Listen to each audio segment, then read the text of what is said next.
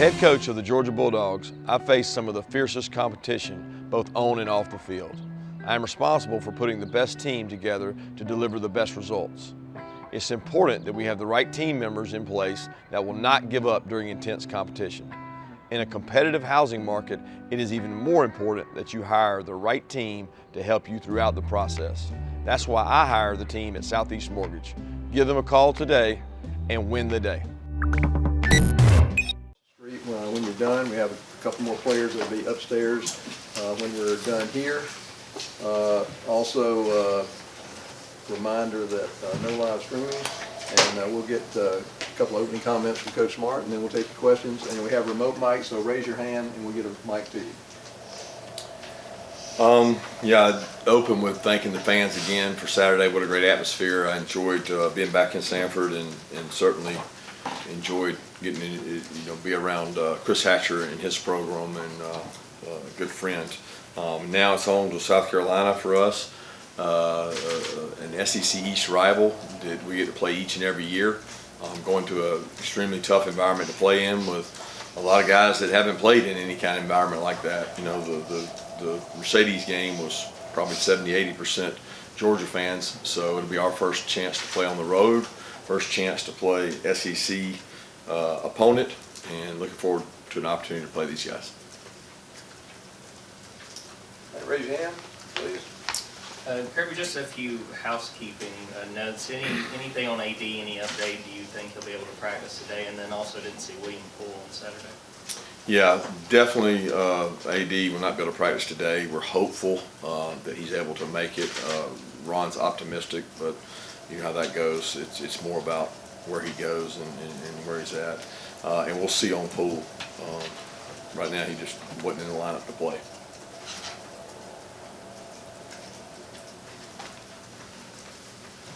Just curious, Coach, having got to review the tape from this past weekend and knowing what you're facing in South Carolina, their defensive front, and the success Arkansas had running. How did you feel about your run game retrospectively this past week, and how much does it need to improve this week?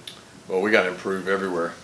Start with every unit. You know, it's a hard measuring stick when you start talking about comparing it to Sanford. No offense to their team or their program, it's just hard to evaluate. So we got to improve in every facet. That includes throwing the ball, that includes running the ball, includes defensively stopping the run and rushing the passer. So that's always going to be the case. I thought we did run the ball well Saturday, you know, but again, it's a little different front, a little different coverage in terms of the way they played. But when you're getting 4 or 5 yards a rush, you know, it's hard to complain about that. You got to do it at a higher level against a better opponent.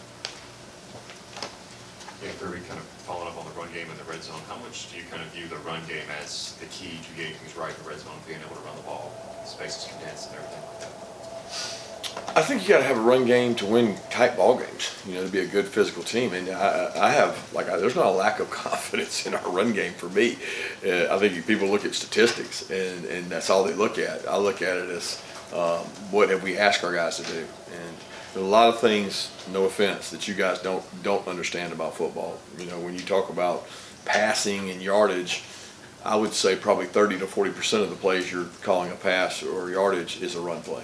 And they can be very successful run plays. The question is, are they more successful as a run play, or are they more successful when we decide to throw the ball out of that run play? So the evaluation for us is those plays are running plays. And a lot of times we put them in rushing yardage because they're actually replacing rushing yardage. I know that's really complicated, but that's the way we look at it. So we're not evaluating it just alone on how many times we rush the ball. Kirby, I some of those you're talking like what they call the long handoff, the high percentage passes when you're talking about substituting for runs. I wanted to ask about Spencer Rattler though, and I'm sure you saw the film. Some of those deep balls he threw. I mean, how much alert does your secondary need to be on for him and that South Carolina receiving corps? Well, they got a great receiving corps. They got really good wideouts, fast wideouts. Guys we struggled with last year. They got a quarterback who's got an elite ability to throw the deep ball. He can throw the ball over 70 yards. Stretch the field, and he's an athlete. So when you start talking about, you know, like we played against Bo, we know Bo can throw the ball, Bo can scramble. He's a guy that can move around. You got to be disciplined. You're going to have probably 5 to 6 snaps a game where you've got to use scramble rules. You got to plaster, take shots down the field. You got to win 50-50 balls. That doesn't change based on who we play. I mean, everybody we play, especially in the SEC, is going to be challenging us down the field, and you got to be able to win those one-on-one matchups. They've got really talented guys to do that with. Through the first 2 games, what has been your assessment of Kendall Milton, especially after the hamstring injury he dealt with in preseason, how he's played so far? Kendall's done a great job. He did what he did in the spring. He's run the ball with toughness. He's very smart in terms of his pickup. He's improved as a pass receiver out of the backfield. He's done everything we've asked him to do to this point. He's hard to tackle. He's physical. Kirby, on the passing game, I know explosive plays are not defined as like 40 or 50 yards, but you guys are excelling at the intermediate passing game. Is that ideal? Is it by design? And can you think you all can sustain that? Can we sustain it? I think it's probably dictated more by what the defense does and what the defense gives us. You know, I would like to think we can sustain it when it comes to accuracy, completion percentage, decision making. A lot of those plays, there's multiple people that the ball can be thrown to. It boils down to, did we read the coverage right? Did we take what the defense gives us? Did we hand it when we should hand it? Did we throw it when we should throw it? Did we? A lot of things involved in that. You know, I would certainly think we can maintain that, but it's going to take staying healthy. It's going to take protecting the quarterback. It's going to take protecting the football, but that's the expectation. Yeah, Kirby, you mentioned Bo when talking about Spencer Rattler. Does facing a guy like Bo so recently help at all when you're preparing for a guy like Rattler, or is it, is the page kind of completely turned like 2 different guys? I think it helps anytime you face an athletic quarterback. We face one every day, so it's like one of those deals that you get better the more you face a guy that has athleticism. Spencer's a little different than Bo. I mean, he's a really good athlete. He's got great arm strength. He's got a lot of playing experience, but each guy is different because their offenses are different. Kirby, the last time you guys played in South Carolina, it was a COVID year, so basically nobody on this team has played in that bonkers environment. Is it silly to say or think that Stetson, being a fan so far back and knowing that environment, is that an asset for a team that's going into, like I said, a really crazy place to play? The only asset to going into an environment like this is experience, and we've probably got 20 or 30 guys that have experience going into Auburn, Tennessee, places similar in terms of fan experience. So we've got some guys that can draw on experience. We've got some guys that'll lean on those guys because they'll be new. Anytime you go on the road for the first time, guys have to get comfortable with that. We had that a little bit in Atlanta in terms of not being on our own field, but it certainly wasn't the same kind of environment we're going into this time. And we'll have some guys that are young guys that have to lean on those older players. Kirby, how would you describe your offensive identity, and how has that evolved over the years that you've been here? It's evolved based on the players, and that'll never change, right? So when the strength of our team is the backs, then we feature the backs. The strength of the team is the tight ends. You try to feature the tight end. The strength of the team's quarterback, O-line. Right now the strength of this team is probably its depth up front, experience at quarterback, and distribution of the ball across the entire offense to make you defend 53 yards. So the evolution is based on what players you have. You guys have ranked #1 in the AP poll, and talking with Cedric, it was sort of met with a shrug. What does it say about your program when you've gotten to that point and it's not that big of a deal to beat the #1 team in the country? It's never a big deal. It only matters at the end of the year. I don't know that we've spent many weeks outside the top 10, and it never mattered whether we were inside the top 10 or outside the top 10. It just is irrelevant. I mean, it's a lot more worried about how we execute a combo block than I am worried about what we're ranked. And hopefully the kids are the same way. Hey Coach, just wanted to ask about Tyron Ingram-Dawkins. Given that he is from South Carolina, you said when Channing Tindall went to play, you signed him as a captain because you understood how much that game meant to him. This is Tyron's homecoming game. I was wondering if you've been seeing him approach the game differently in practice and such. I hadn't seen him yet. So, I mean, it's he approached it the right way last week, but literally we have not seen the guys yet. You know, I know he'll be excited. He's going back to play in South Carolina. He is from there. He's not going to be a captain this week, but Guy does a great job for us, and we'll see how he approaches the game as we start practicing. Coach, you just mentioned that one of the strengths of your team is your depth up front. What have you seen from rotation guys like Aries, Mims, and Willock? And when it comes down to it, it's more marquee matchups. How many guys would you like to rotate up front? Well, it depends on how guys practice. You know, you'd like to think guys separate themselves in games, but I get a better evaluation of those guys Monday, Tuesday, Wednesday than I probably did Saturday. And we'll continue to evaluate it and see who plays well and who competes. And we get to go against a really good team for 3 days in practice before we go against another really good team. So we'll figure it out.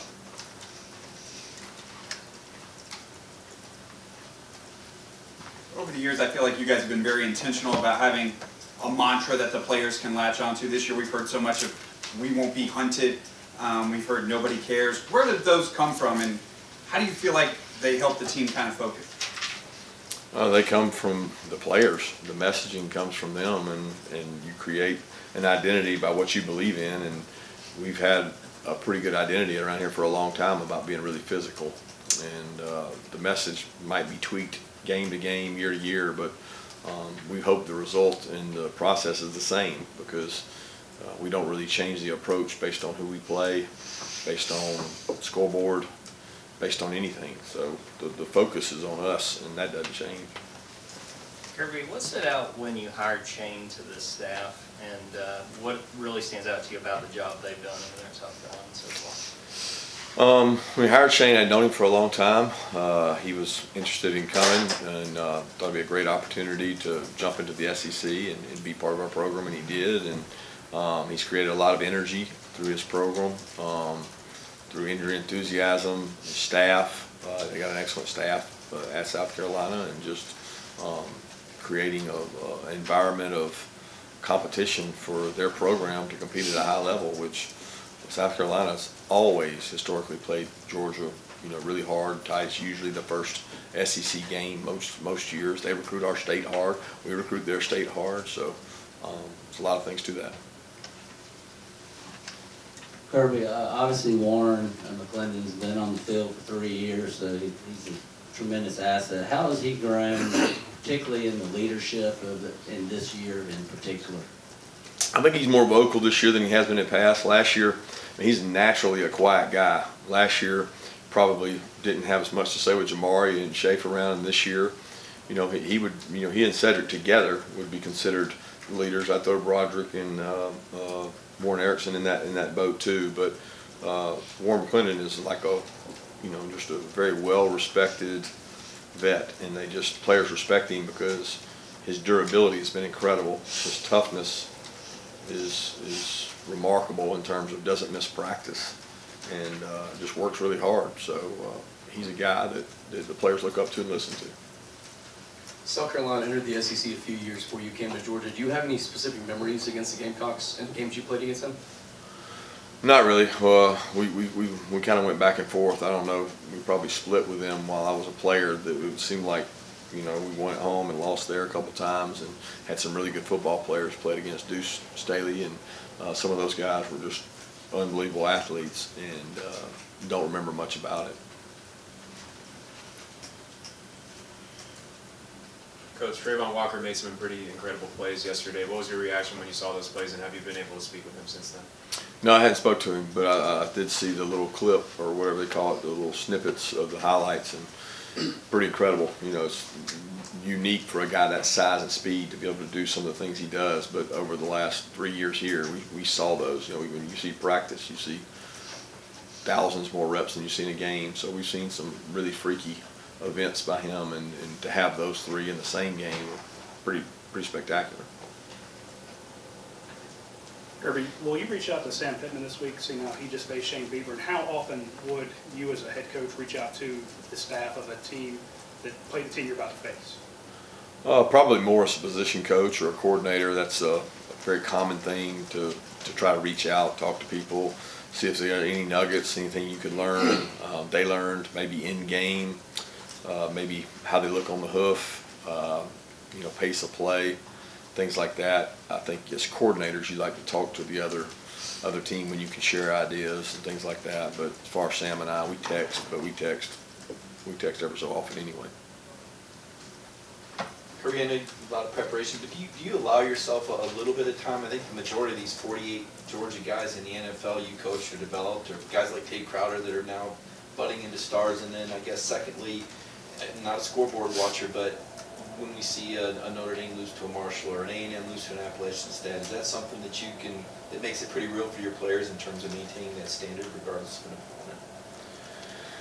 On the NFL front, I haven't talked to any of those guys. I try every now and then to shoot a guy a text when I think about them. I'll be honest, it hits me more when I'm watching our tape, a tape of us playing and one of them's on it, meaning you go back and watch an opponent from the year before, watch South Carolina game last year, and DK has a pick, and I send a text to him, or watching Sanford, saw Roquan Smith playing Sanford and shoot a text to him, thinking about him from when he was playing, but not necessarily because I don't get to watch NFL games and communicate with those guys. But and then as far as the upsets and stuff, guys, that really doesn't. It's part of college football. It can happen to anybody on any given day, and I really try to focus my attention on how we get better. That's all I concern myself with is what are we going to do today at practice that gets us better, because I'm not worried about tomorrow's practice or Saturday's game until I get through today's practice. Coach, saw that Malachi started this past game, but obviously Dan Jackson's still playing a lot, Chris is playing a lot, and several other safeties kind of in that rotation. Can you just talk about the back end a little bit and how you see that going forward with Malachi obviously needing to get on the field, but having such an experienced guy in Jackson? Yeah, Dan uniquely does. He doesn't have a ton of experience. He got to play some last year. I don't know that he started any games, but he does. He got to play in our dime package. So he gained some confidence from that. He's got 2 pretty good years of practice under his belt, which usually in our system you get to where you're comfortable and you don't require 100% of reps to get ready if you've been in the system 2 years. So Dan's in a position where we feel like he knows what to do, but Dan can still grow and get better as a player. Chris played a lot of football for us. We had the luxury of trying to help Chris take care of his body and have a good year and be productive by putting his reps at 75%. And then Malachi needs all the football he can play. He still hasn't seen everything, done everything. Tremendous talent, and continues to stay level-headed and work really hard. Back there, David Daniels is a guy that I really think has had a good camp. He had some good plays against Oregon. He's shown confidence. He knows our defense. He's playing with more confidence and awareness, and we need him to keep getting better. When you make a lineup change like that and someone's going to start and someone's not going to end up starting, what are those conversations like with the players? And for the guy that ends up not starting, what do you do to sort of make sure that you are able to keep him engaged, knowing that he's probably still going to need to help you at some point? Just honest with him. I mean, honesty is the best way to go about it. I mean, it's no different in the NFL. It's no different anywhere. Production. Most of our kids know. I mean, they'll be the first to tell you that we're going to play the best players, and Malachi's earned that right. Dan's not upset about that. He's a team player. He gets it.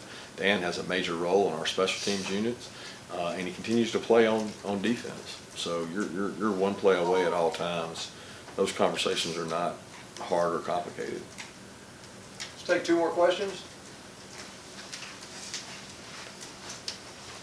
We saw it on Saturday some when AD went down, but when a guy like Dylan can come in and perform in that spot, how important is a young guy like that to come in and take AD's role a little bit? Yeah, Jackson actually went in and played, and I thought Jackson did a good job in the moment, and Dylan got to play as well. It's hard to play just 2 or 3 wideouts in a game, especially early in the season when the temperature is such, and you're trying to get guys in game condition. So we have a lot of guys that play a wideout. We've got several young players that are really talented, Dylan being one of those that got to grow up, and the best way to grow up is go play.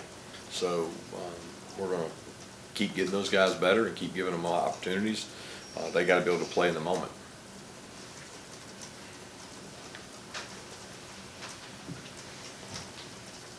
Kirby, can you give us an update on how Aries Smith is looking right now? Yeah, Aaron's coming back. He's been able to do some weight-bearing running. He's been hitting some good speeds. Hopefully he'll be able to get back. We don't know when he's going to be back. It's doubtful he's back this week, but he is back running, and he's not 100%, but excited for what he's been able to do. He's not cutting and breaking. He's on the Ultra G. He's getting better, and you can see it in his eyes. He's getting healthier. Just I got no idea when he's going to be back. Thank you.